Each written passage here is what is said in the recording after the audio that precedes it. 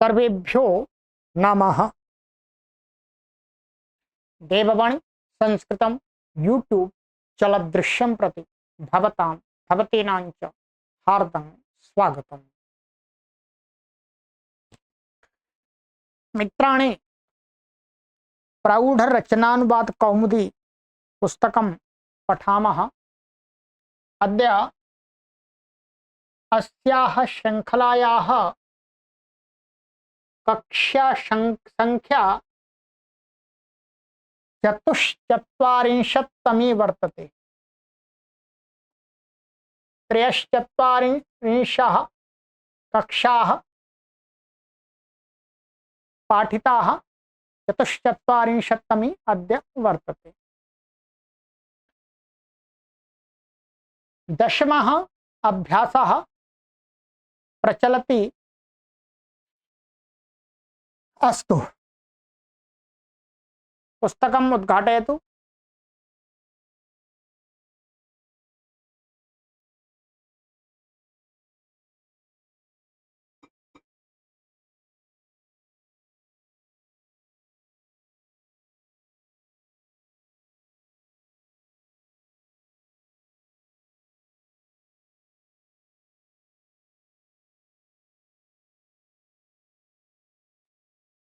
एषः 10मः अभ्यासः। पठनात् पूर्वम् एकं निवेदनं वर्तते।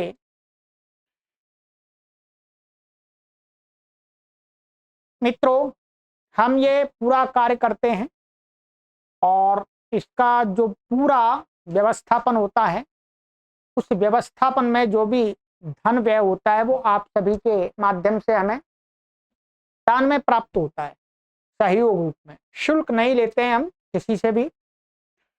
पढ़ने वाले और ना पढ़ने वाले दोनों प्रकार के लोग हमारे इस कार्य में सहयोग करते हैं। अभी हमें कई महीनों से हम निवेदन करते आ रहे हैं, बीच बीच में बंद हो जाता है, परंतु वो निवेदन हमारा अभी लोगों ने पूरा नहीं किया। हमें इस ऑनलाइन संस्थान के लिए अभी वर्तमान में एक अच्छी क्वालिटी का कंप्यूटर चाहिए और एक कैमरा चाहिए। कई महीनों से हमने कई बार पहले भी निवेदन किया था, तो इसलिए चाहिए क्योंकि ये हमारा अब ये सिस्टम है थोड़ा ओल्ड होता जा रहा, पुराना होता जा रहा है। इसमें थोड़ी थोड़ी कमियां आती जा रही हैं। तो हमारा कार्य निरंतर सतत चलता रहे। सिस्टम में कोई कमी आती है तो हम इसे रिपेयर को भेजें तो हमारा उस सिस्टम से कार्य चलता रहे। इस हेतु एक कंप्यूटर और एक लैपटॉप, वो कैमरा की अभी परम आवश्यकता है। इन दो चीजों की, इन दो उपकरणों की, तो ये हमें खरीदने हैं। इसके लिए आपका हमें सहयोग चाहिए।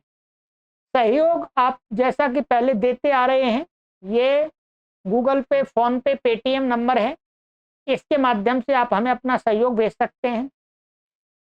यदि आप समर्थ हैं तो हमें आप 5100 रुपये सहयोग कर दीजिएगा। इन उपकरणों को खरीदने के लिए 11,000 कर दीजिएगा, 21,000 कर दीजिएगा, क्योंकि इन दोनों उपकरणों की कीमत लगभग ये मानिएगा 2 लाख रुपए के करीब होगी। ठीक है, एक अच्छी क्वालिटी का कैमरा भी आएगा, लगभग 1 लाख रुपए से कम का नहीं आएगा। और इतना ही वो जो पीसी आता है, हैवी बड़ा सिस्टम होता है, उसको परचेज करने के लिए। तो आप सभी मिलकर के जितना जितना सामर्थ्य उस हिसाब से आप सहयोग कर दीजिएगा। ठीक है, ये अब लगातार हमको अब आपसे निवेदन करना पड़ेगा। बीच में 3-4 महीने पहले हमने किया था पर सहयोग आया नहीं। और हमारे यदि इस चैनल से कोई विदेश में रहते हैं तो वो उनसे भी निवेदन किया जाता है कि इस अच्छे कार्य के लिए आप भी थोड़ा सहयोग करें। ठीक है, आप विदेश में रह करके भी अपना सहयोग प्रदान कर सकते हैं। उसके लिए आप मुझसे संपर्क कर लीजिएगा। ये व्हाट्सएप नंबर है, मैं आपको बता दूंगा आप कैसे अपना आर्थिक सहयोग हमारी संस्थान को प्राप्त करा सकते हैं। ठीक है, तो अभी 2 उपकरण के लिए, और आपके परिचित कोई संस्थान है, बड़ा संस्थान आपका अर्थात आर्थिक रूप से संपन्न है, तो हमारे जैसे जो लोग कार्य कर रहे हैं, तो उस संस्थान के माध्यम से भी हमारा सहयोग करा सकते हैं आप। ठीक है, चलिएगा, तो ये है। चलिएगा, अब चलते हैं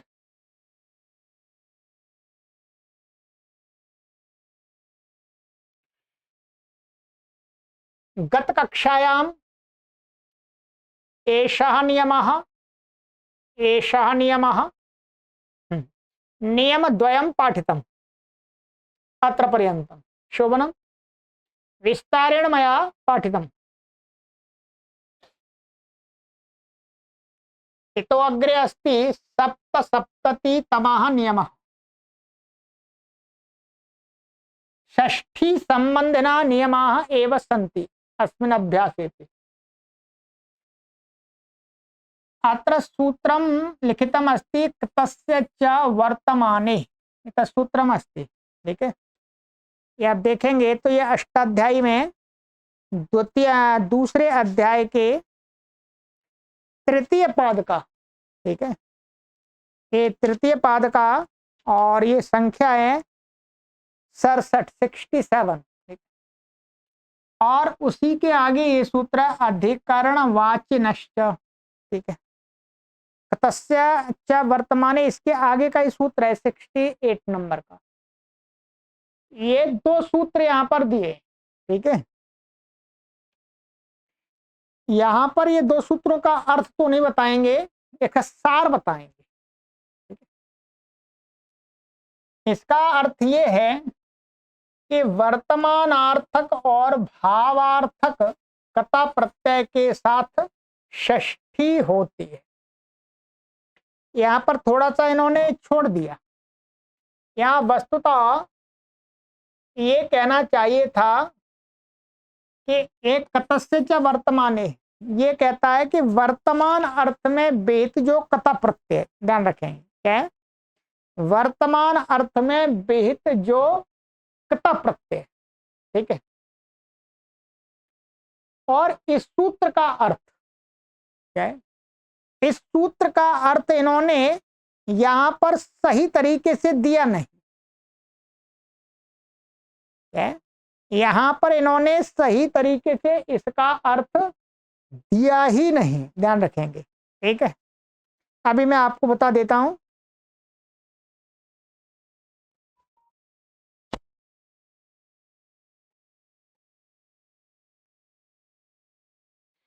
ये जो ये सूत्र है ये कहता है कि अधिकरण कारक में आया हुआ जो कत प्रत्यय, ध्यान रखें क्या है, अधिकरण कारक में जो आया हुआ प्रत्यय, ठीक है, उसका उसके साथ में माने उसका कत प्रत्यांत के प्रयोग में षष्ठी विभक्ति होती है, कर्ता में और कर्म।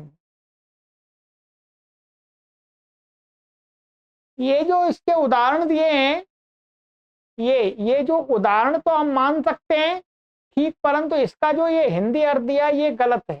अभी बता दूंगा आपको। ठीक है, कतस्य च वर्तमाने, वर्तमान काल को कहने के लिए भी कता प्रत्यय का विधान किया गया अष्टाध्यायी में एक दो सूत्रों से। ठीक है, वैसे तो कता प्रत्यय प्राय करके भूतकाल में ही होता है, परंतु कुछ धातुओं से वर्तमान काल को भी कहने के लिए हुआ है। तो जो वर्तमान काल में जो कहा गया है ना, तो उसका उस कता प्रत्यय का जो कर्म होता है या कर्ता होता है उसमें षष्ठी होती है। ये सूत्र ये कहता है, ये कहता है कुछ एकाध स्थान पर क्या है, अधिकरण में भी कता प्रत्यय कहा गया है। ठीक है, अधिकरण, अधिकरण माने आधार को कहने के लिए,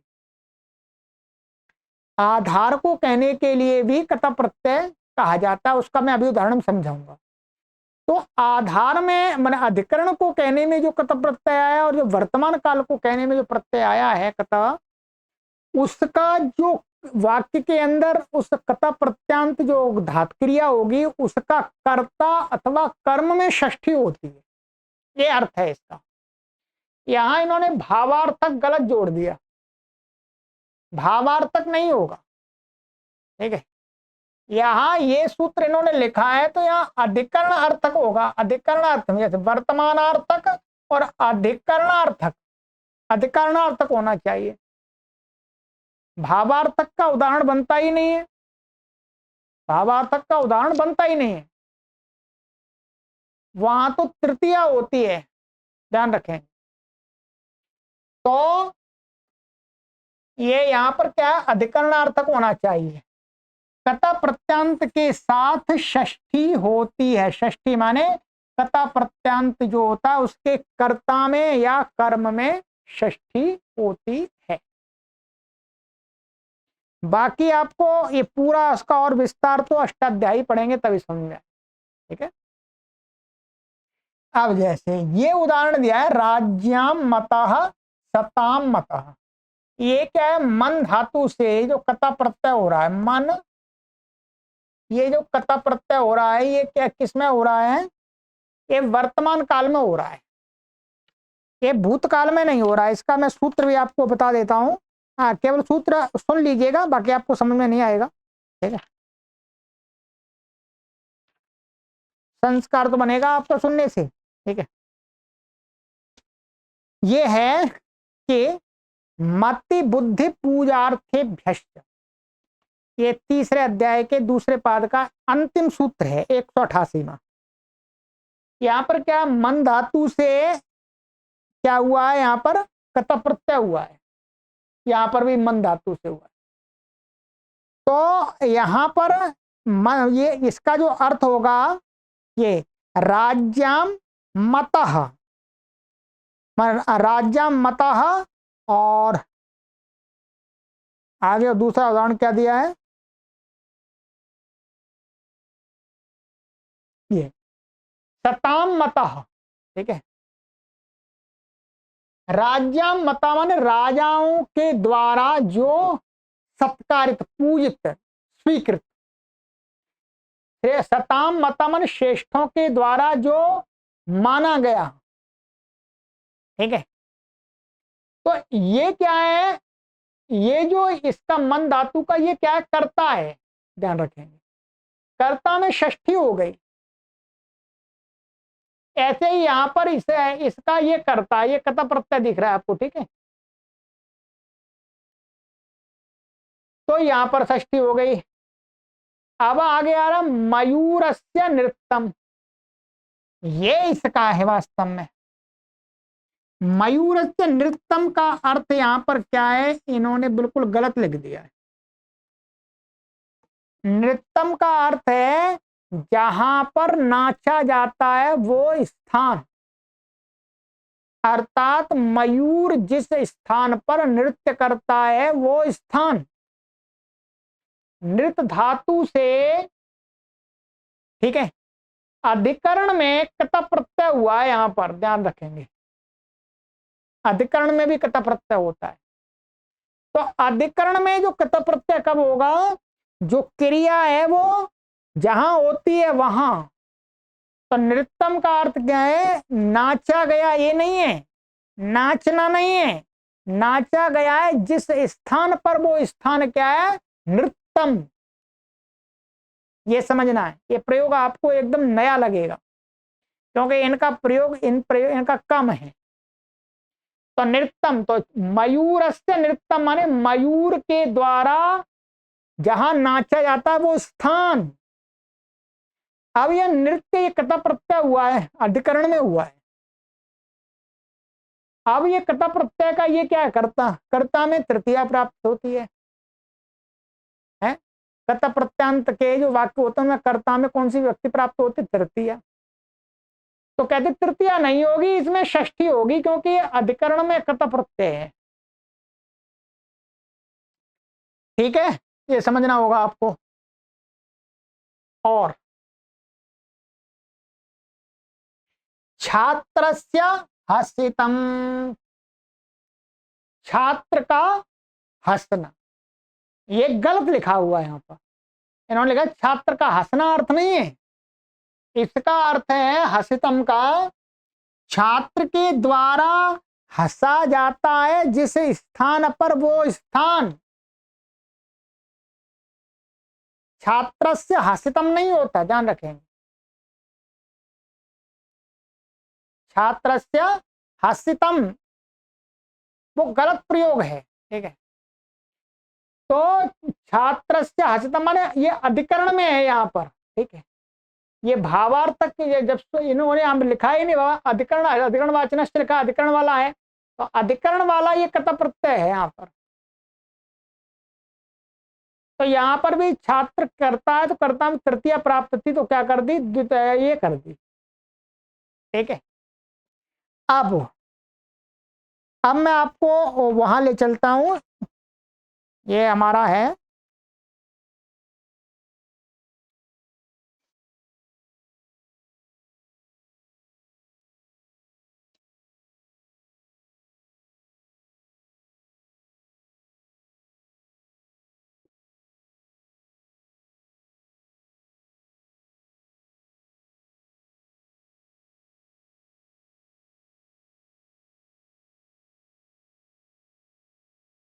तो यहां पर आपको इसका अर्थ करना है, छात्र का हंसना नहीं होगा, छात्र जहां हंसता है वो स्थान अधिकरण होगा, ठीक है। छात्रेण हसितम होता है, क्या, छात्रेण हसितम।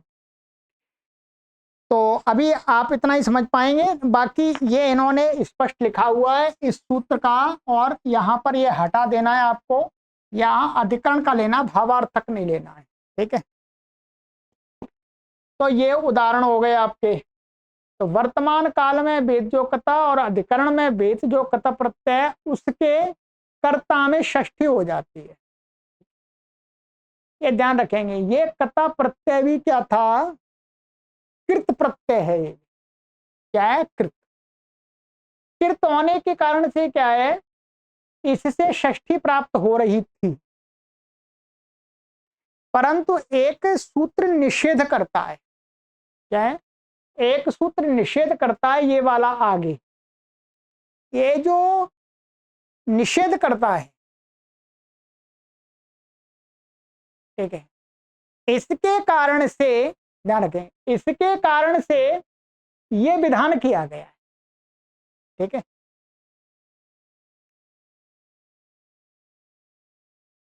और एक दूसरी बात और मैं आपको बता देता हूं,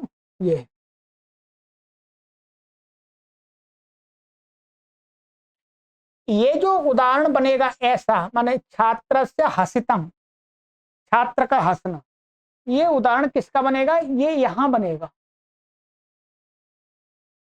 ये यहां बनेगा, इसमें छात्रस्य हसितम,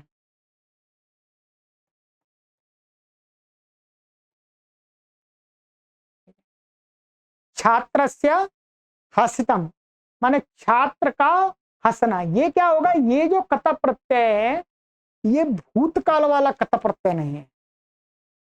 अब ये सारी बात तो आपको कैसे बहुत समझ में नहीं आया, बस समझ लिए, ये कत प्रत्यय भाव वाला है, ये भाव में होता है, केवल हंसना मात्र कहने के लिए। तो इस वाले में तो इससे षष्ठी होगी, यहां पर कर्ता में छात्र से हसितम माने छात्र का हंसना, ठीक है। यहां तो ये उदाहरण जो वहां नीचे लिखा है ना, ये वाला, ये यहां बना सकते हैं आप, और यहां का ये जो उदाहरण बनेगा, ये इसका अर्थ बदल जाएगा, ये होगा छात्र हंसता है जिस स्थान में, वो स्थान अधिकरण, ठीक है। चलिएगा, क्योंकि मैं आपको ऐसा का ऐसा ही पढ़ा देता तो आपको लगता तो समझ में आ गया, परंतु कोई आपको पूछ बैठता कि भाई यहाँ तो अधिकरण वाचनष्ट लगा हुआ है, अधिकरण में वेद, और यहाँ पर कह दिया भावार्थक, क्या भावार्थक, तो ये तो गलत हो रहा है, तो ये गलत लिखा ही है वास्तव में, यहाँ अधिकरण अर्थ वाला कथा लेना है, भावार्थ अर्थ वाला ऊपर में जाएगा, ठीक है। इसलिए इस बात को समझ लीजिएगा, जो विवेकशील हमारे पढ़ने वाले हैं वो ऐसी बातों पर चिंतन कर सकते हैं, मैंने वो पहले ही उसका समाधान कर दिया आपका, ठीक है। तो छात्र से हसितम के दो अर्थ हो सकते हैं, एक तो छात्र का हंसना, और एक छात्र हंसता है जिस स्थान पर वो छात्र से स्थान, छात्र का हंसने का स्थान। ठीक है, स्थान को कहेंगे तब ये षष्ठी करेगा, बाकी सामान्य वो षष्ठी कर देगा। ठीक है, तब भाव में आएगा तब। अब आइएगा आगे,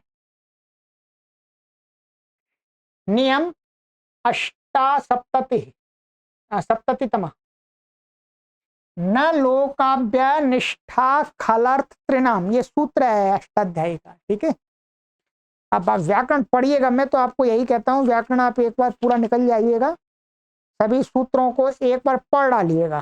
ठीक है, ये क्या कहता है, इसमें पढ़ा हुआ है ये इन प्रत्ययों से बने हुए, इसमें प्रत्यय पड़े हुए हैं। ठीक है, अभी बता देंगे कौन कौन से प्रत्यय बने हुए। कृदंत शब्दों के साथ षष्ठी नहीं होती, ध्यान रखें।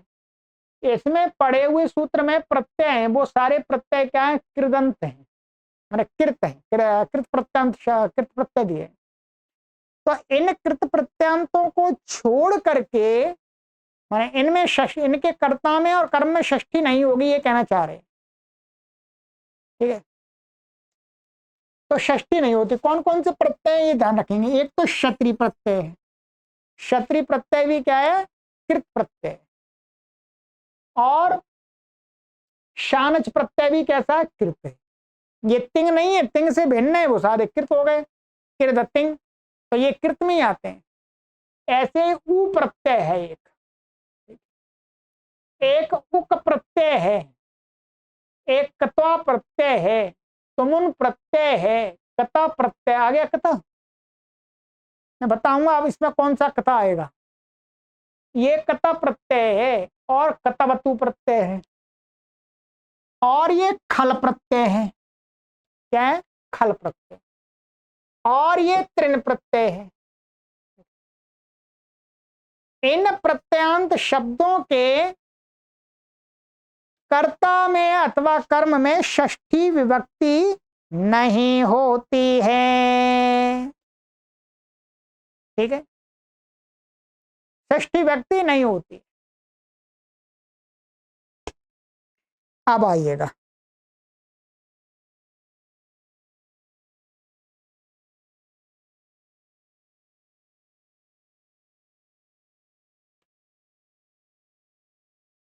जैसे कर्म कुर्वन् कुर्वाणो वा, यहां पर क्या है, कर्म को करता हुआ, यहां पर षष्ठी प्राप्त हो रही थी। इसमें क्या है, षष्ठी। एक कृदंत है, ये क्षत्रिय प्रत्यंत है, शानत प्रत्यंत है, कर्म को करता हुआ, इसमें षष्ठी प्राप्त हो रही थी ऊपर वाले सूत्र से। किससे, कर्तृकर्मणो कृति से। तो मना कर दिया, षष्ठी नहीं हुई तो द्वितीय ही रह गई, कर्म, द्वितीय में भी कर्म बनता है। हरिम दिदृक्षु, ये क्या है, उप्रत्यय वाला, हरि को देखने का इच्छुक व्यक्ति। तो ये भी कृदंत है, तो इस कृदंत के साथ में इस कर्म में षष्ठी होनी चाहिए थी, तो षष्ठी नहीं हुई, द्वितीय हो गई। कर्म है तो कर्म में द्वितीय ही होगी। ऐसे दैत्यान घातुको हरि, माने ये क्या है, उक प्रत्यांत है, माने हरि हैं वो क्या है, दैत्यों को मारने के स्वभाव वाले हैं। तो ये क्या है, ये घातुका, ये कृदंत हो गया, इसका कर्म हो गया, ये तो इसमें षष्ठी प्राप्त हो रही थी, षष्ठी का मना कर दे, नहीं होगी, तो कर्म है इसलिए द्वितीय होगी। जगत शिष्टवा, जगत को रच करके, ये कत्वा प्रत्यांत है, क्या है, कत्वा प्रत्यय, कत्वा प्रत्यय कृदंत है, तो कर्त कर्मणो कृति से षष्ठी प्राप्त थी। सुखम कर्तुम, क्या है, सुखम कर्तुम, सुख को करने के लिए, ये तुमन प्रत्यय, तुमन प्रत्यय का ये सुख क्या है, कर्म है, तो कर्म में षष्ठी प्राप्त हो रही थी कर्त कर्मणो कृति से, तो मना कर दिया, नहीं होगी। विष्णुना हता दैत्याः, विष्णु के द्वारा दैत्य मारे गए। अब ध्यान रखें, ये क्या है? कर्मवाच्य है, इसलिए कर्मवाच्य में ये कर्म है। कर्म में तो यहाँ प्रथमा ही प्राप्त है, क्योंकि कर्मवाच्य में तो कर्म में प्रथमा होती है, वहां तो कोई दूसरी नहीं होती। कर्ता है ये, इस कर्ता प्रत्यांत के कर्ता में कर्त कर्मणो कृति से षष्ठी प्राप्त हो रही थी, तो मना कर दिया कि ये कर्ता माने निष्ठा, निष्ठा इसमें पड़ा हुआ है, ठीक है। तो निष्ठा माने कर्ता और कर्तवतु, तो यहाँ पर कर्ता और निष्ठा है ये कर्ता, तो इसके योग में षष्ठी नहीं हुई, तृतीया हो जाती है। कर्त कर्ण तृतीया से तृतीया हो। हरिणा ईश्वर ईशत्कर प्रपंच, ये ईशत्कर, ठीक है, ऐसा है। हरि के द्वारा, भगवान विष्णु के द्वारा थोड़ा सा प्रपंच किया। ये क्या है? ईशत्कर, ये खल प्रत्यांत शब्द है, ध्यान रखेंगे। ये क्या है? खल प्रत्यांत। ये कर्मवाच्य में है, ये कर्मवाच्य में होता है। इसका ईशत्कर प्रपंच, ये कर्म है, कर्म, तो ये कर्मवाच्य है। कर्मवाच्य में कर्ता में षष्ठी प्राप्त हो रही थी कर्तृ कर्मणो कृति से, तो षष्ठी का मना कर दिया, तृतीया हो गई। ये ध्यान रखें। हरिणा ईशत करा प्रपंच, जैसे कत प्रत्यय यहाँ पर कर्मवाच्य में, वैसे ये खल प्रत्यय भी है। ये जब आप अष्टाध्यायी पढ़ेंगे व्याकरण तब समझ में आएगा। कामुका और दुष्यत के साथ षष्ठी होगी, ध्यान रखेंगे। ये कामुका शब्द और दुष्यत, इनके साथ भी षष्ठी हो जाती है। क्या है? इनके साथ भी षष्ठी हो जाती है। इसमें दिया था,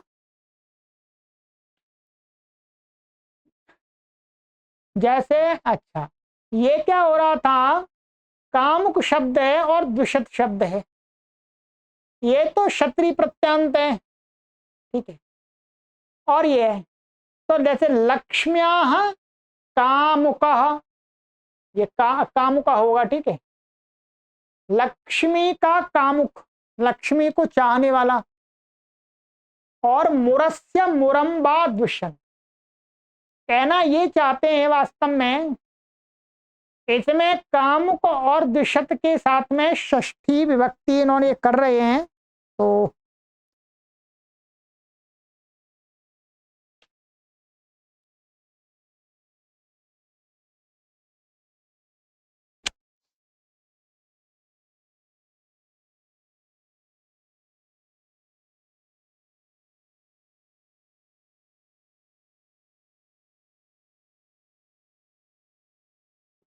क्योंकि एक कामुक शब्द है, अच्छा, ठीक है।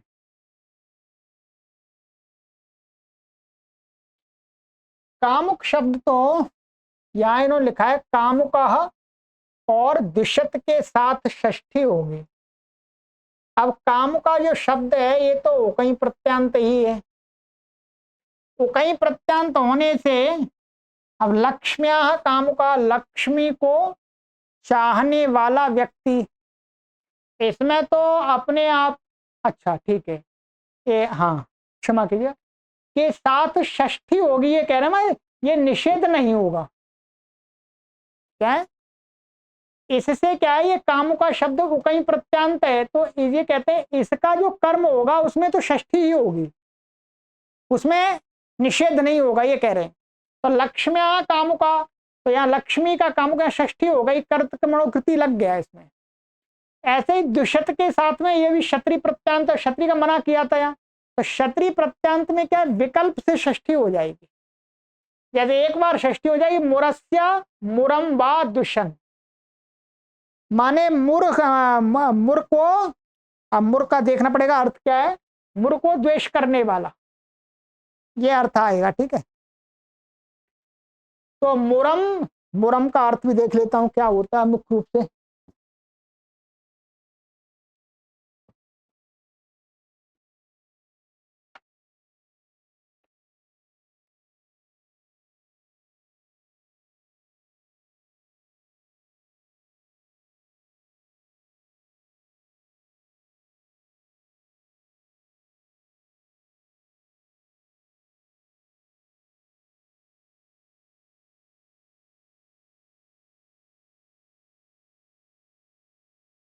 मूर मूर मूर। अच्छा, ये एक राक्षस का नाम है,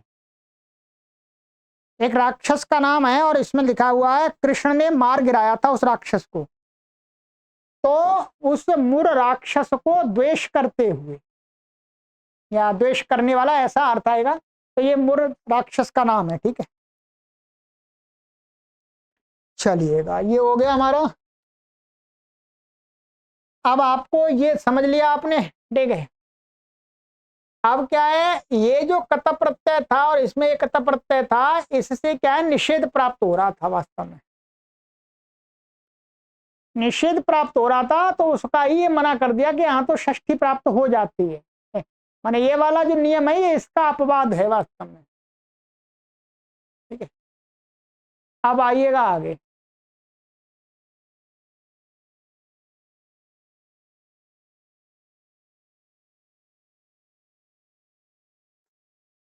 अशीतितम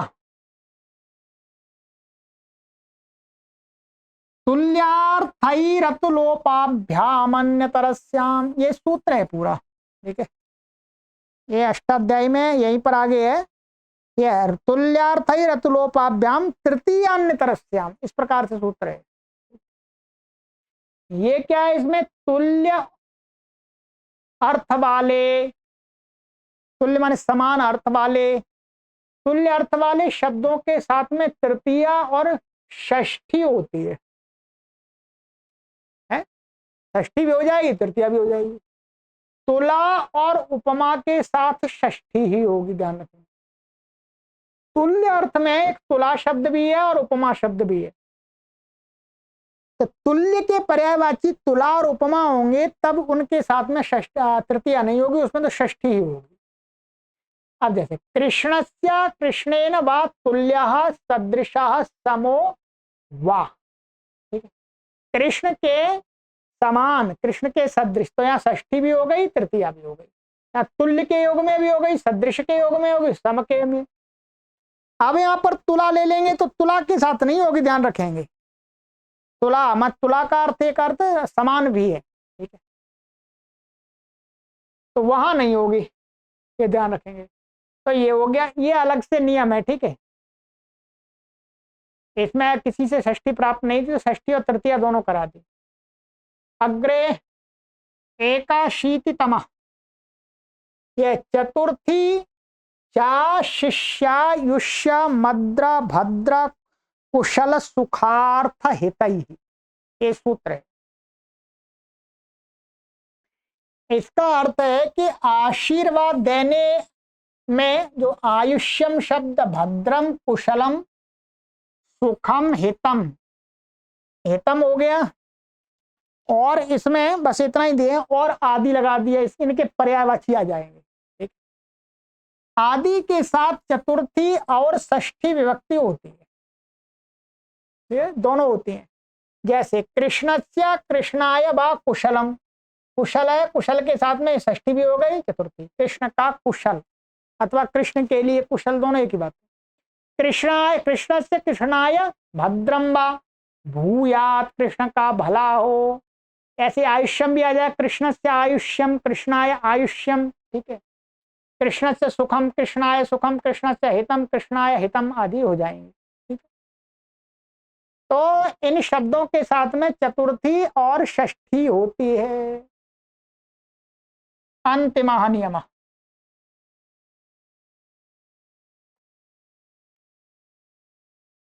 व्यावहिपणो समर्थयो, ये भी सूत्र है, ठीक है।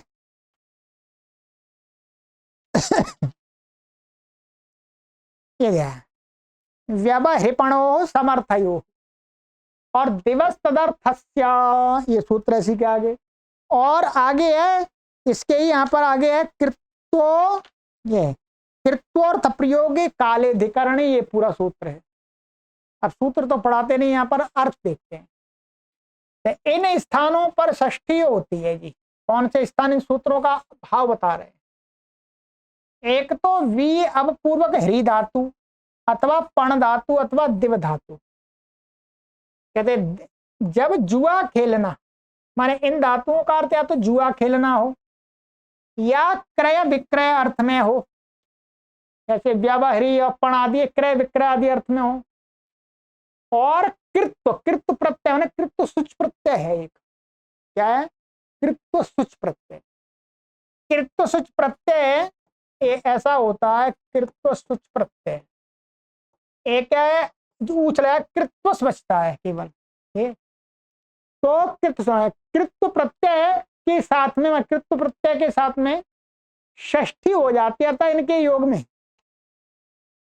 कृत्व सुच का अर्थ होता है किसी क्रिया की आवृत्ति अर्थ, ठीक है, आवृत्ति। और ये संख्यावाची शब्दों से प्राय करके होता है, जैसे शतस्य व्यवहारणम पणनम वा।